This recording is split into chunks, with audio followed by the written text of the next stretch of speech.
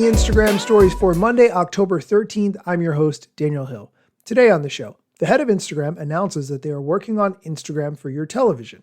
You might be thinking back, didn't we have that already? Wasn't it called IGTV? Yes, you are correct, but we will talk about that.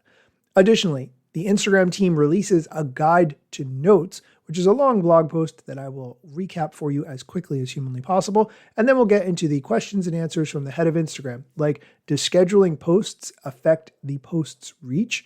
Does sharing your reel to your story prevent it from showing up in feed? And what's the future of photos on Instagram if it's all about reels? We'll be answering all of those questions, plus a lot more on today's episode. But first, here's a quick word from our sponsors. Welcome back. Let's start with the head of Instagram, Adam Mosseri, announcing on a Bloomberg interview that Instagram is working on a TV app. Here's the clip. We're exploring TV. TV is an increasingly important surface. It's been very important for YouTube. Neil's talked about that publicly, the CEO there. It's been very important for TikTok. So we'd like to figure out how to make sure that we have we show up in a compelling way on all the relevant devices. Yeah. So we're definitely exploring it, but nothing to announce today, unfortunately. Why now, though? Why explore it now versus a few years ago? It's because, as you point out, I wish we had explored it a few years ago. Okay, why didn't you? We've been busy. It seems like every year is a little bit more intense and a little bit more wild. I see that as a mistake, though, on my part, so I'll take ownership for that. We've been focusing a lot on ranking. We've been focusing a lot on evolving the experience forward. We've been focusing a lot on safety and parents. We've been focusing a lot on just compliance. Like I said, the biggest risk that we face is that the world changes too quickly. Not too quickly. It's going to change quickly, and we don't change quickly enough to adapt. And if behavior in the consumption of these platforms is moving to TV, then we need to move to TV too as a form factor. And if we're late, that's on us. Right now, it's on me. It's on you. Okay, so you've got the context. Instagram has seen that YouTube has a TV app, and that's been performing incredibly well for them. As someone who watches YouTube on my television using the YouTube TV app, I absolutely agree. Now, how would Instagram actually make content for a wide TV based on content that is portrait? This is a great question, but I'm going to tell you that as someone who watches TikTok on their television, I use the TikTok app in order to do that, it is not as big of a deal as you might think. You get used to it after a minute or two. Here's the head of Instagram explaining how they might address having portrait content on a landscape screen, such as a television. I think the vertical content can work on TV because I think we can also show, we can show social context, we can show you the comments, we can show who else is watching. There's a bunch of things we can do with that space. We do still have horizontal content. We might need to lean into that too, but I'd rather first figure out how we can embrace the content ecosystem that already exists and the creatives that already exist on the platform. And if we have to expand, if it turns out we have to expand, then we'll certainly consider that then. Looking forward to seeing how Instagram develops this app and rolls it out. Of course, we'll talk more about it on the show as it happens. The last part of the interview, the interviewer asks Adam Mosseri what you would do to maximize reach on the platform if you were new and just starting out as a creator and you wanted to build a following on Instagram. Adam's answer is good because it's concise. Here it is. I think it's really important to be intentional, specifically to articulate what you're trying to accomplish by using a platform like Instagram. So you might be trying to sell a product or raise awareness for a cause or build up demand for a brand. Just write down what you're trying to accomplish, and then also to be very clear about what is going to actually resonate with an audience, what's going to work on the platform. And you need to find a content strategy that is at the overlap of those two things. Because reach is great, but reach is a means to an end. So if you find content that is engaging, but it's not actually helping you move towards your goals, it's useless. And if you find content that is going to help you with your goals, but no one sees it, it's not going to be effective. It is much harder to find a content strategy that does both, but that's the job, that's the work. And that's going to require persistence, intentionality, and experimentation. But I really preach the overlap. Okay, I'm going to stop the clip there. The entire interview was actually very good. I am going to link to it in the show notes, so if you want to listen to the entire thing, you certainly can. Moving on to the next piece of Instagram news. The team has created a long blog post all about Instagram Notes, how to use them, why they're useful, what the parameters are with them, how they connect to Spotify, and a lot more. I don't think there's anything revolutionary in here you probably haven't heard me mention on this podcast before, but still good to know about. I will link to it in the show notes so you can read Instagram's guide to notes. Okay, we are going to take a quick break. When we come back, the head of Instagram is going to answer questions like, does scheduling posts affect the reach? Does sharing your reels to story reduce it showing up in feed? And a lot more. Stick around. Welcome back. Let's dive into the questions and answers from the head of Instagram. First, does scheduling posts affect reach? No, you can schedule a post and that will have zero impact on your reach. No, you can feel free to schedule posts. It will not reduce your reach. I do it all the time. I just want to add one quick caveat onto that. What you'd want to do is schedule your content either when the maximum amount of people who follow you are online or right before the maximum amount of people who follow you are online. This way they have the best opportunity at seeing your content. The next question, does sharing your reels to story reduce it showing up in feed? The answer to that is no. I very rarely share other people's content from feed to my story. However, I almost always share the content that I've made from my feed to my story because some people only watch stories. Nope, sharing your reels to a story will not reduce the reach of that reel in feed. It'll increase your reach overall a little bit because anybody who went to your story who didn't see it in feed will then see that reel. But generally speaking, most accounts reach more people through posting to feed than to stories, but reposting from feed to stories should just increase your reach on average overall a little bit. Let's go on to the next question, which has to do with shadow banning. Shadow banning isn't something I've talked about on the show in a while, I don't think. So it's good to revisit the topic. What is shadow banning? Well, if you feel like you are getting less reach than you should or than you used to, you might feel like Instagram is shadow banning you, preventing your content from being seen by others. That actually is true. There may be reasons. You may have violated some of the requirements or guidelines that Instagram has for usage. You can check that, and then you can take appropriate action so that you can no longer be in that restrictive state.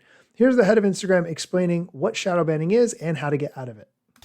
If there are any issues with your account, you should be able to see those issues by going to profile settings and then something called account status. You should be able to see, do you have any content? Did you have any content taken down? You can also appeal if you think we made a mistake. You should also be able to see if your content is no longer recommendable. So we're not showing content from you to accounts that do not follow you. And if so, you should be able to see why. And there are ways to address those reasons. Maybe there was something you posted that you would need to take down because it was not against our policies, but it was almost against our policies. So I would highly encourage you to go to account status and see if there are any issues. And then if there are, address them there. Let's move on to the next question. New creator on Instagram, 3 tips for starting out. I'm going to let Adam give his tips, and then I'm going to give my tips. Okay, 3 things. First, put pen to paper on what you're trying to achieve. Yeah, you want to reach people, but reach to what end? Are you trying to sell a product? Are you trying to raise awareness for a cause? Are you trying to build a brand? Make sure you are clear about what your goal is. Then, number 2, make sure you come up with a content strategy or a lot of ideas for content that might both help you achieve your goal and find an audience. You need to find an audience, otherwise it's not going to help you with your goal. And if it helps you with your goal, or if it reaches an audience but doesn't help you with your goal, then what's the point? Third, you're going to have to experiment, right? In order to find content that really is at that overlap between the content that achieves your goal and finds an audience, you're going to need to try things. And what works today might not work next year. That happens all the time. So you're going to have to regularly experiment, but keep your eye on that North Star about what you're actually trying to achieve. Don't just chase reach for reach's sake. All right, I let Adam give his tips here in mind. Number 1, figure out what kind of content you can create consistently as frequently as possible without burning out. You have to figure out what that frequency looks like for you. Also, second, set your expectations accordingly. It's very easy to feel like if you create one piece of content, it's going to blow up and go viral and people will find you and all your life's problems will be solved. However, I noticed that people who do very well on Instagram or TikTok do not just focus on one piece of content, but rather they make hundreds, thousands of pieces of content, often very similar to content that they've already made. It's the strategy of death by 1,000 cuts as opposed to one big piece of content blowing up. Setting your expectations accordingly will make the difference.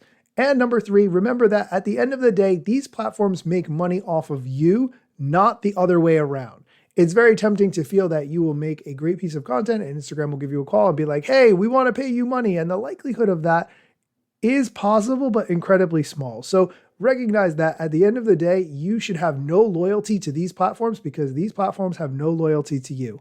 Those are my 3 tips for creators who are starting out.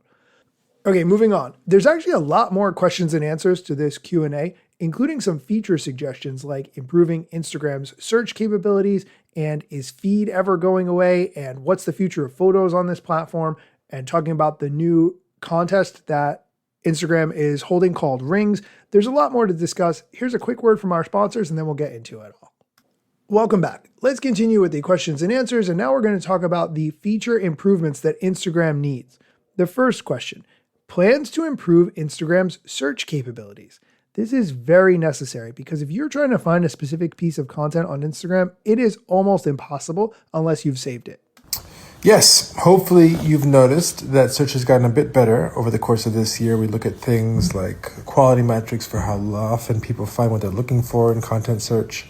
And we have made some improvements, but we're hoping particularly that a lot of some new technologies around content understanding. So think about some of these big new frontier models you might have heard about in the world of AI. Some of them are really good at understanding what is in a photo and what is in a video. Things like named entity extraction, unnamed entity extraction, activity extraction. So who's in the video, what's in the video, what's happening in the video, not just what was said. These are things that we're starting to get better at, hopefully, which then allow us to create a better search where you can find things that you're looking for that are much more specific than before, where we historically relied a lot on just the caption. So it should get better. It has gotten better and hopefully more to come. I have not noticed that search is better. Let's go on to some other questions about the future of Instagram. What's the future of photos on Instagram if it's all about Reels? Good question. Photos are always going to be part of Instagram. Yes, Reels are growing. They're an increasing percentage of time of Instagram or that time people spend on Instagram. But there's some people who are never going to want to make a Reel. And there's some people who are going to just prefer consuming photos. And we want to make sure that we support those people as well. And that's going to mean trying to understand people's interests for those who want to consume more photos. And it's going to mean helping those who produce photos and not Reels with creative tools and ways of finding and engaging an audience. Let's go on to the next question. Is feed ever going away fully?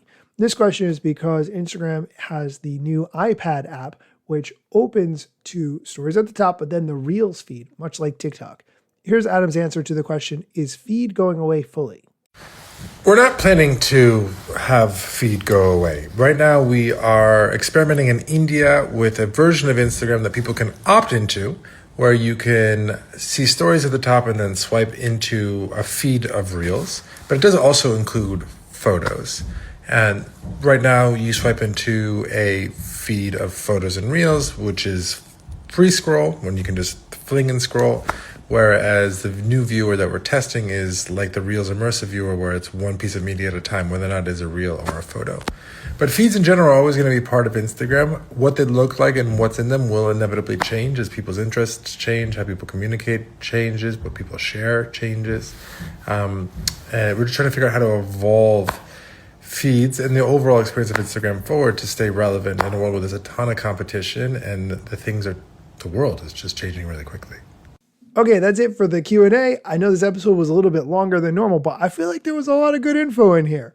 Thank you so much for listening. If you like this kind of content, please take a moment, leave a review on Apple Podcasts. It only takes a minute. The link to do it is in the show notes, but it really helps me. It gives me some encouragement to continue. It doesn't cost you anything, and it lets others know how great the show is. Be sure to come back next time for more social media news, strategy, and other things that you should be aware of. Let's get it. The year was 2013. You posted your first pic and you're glad your post got seen. Your friends liked it too, but what you didn't know is what posting on that platform would do. Taking all your time and attention, doom scrolling. Also, let me mention, you gotta post on every platform, putting content motivation and you got hooked. Now engagement is down, you feeling overlooked. Hey, keep coming back for more podcasts. And find me on Instagram at Daniel Hill Media. I'm gone.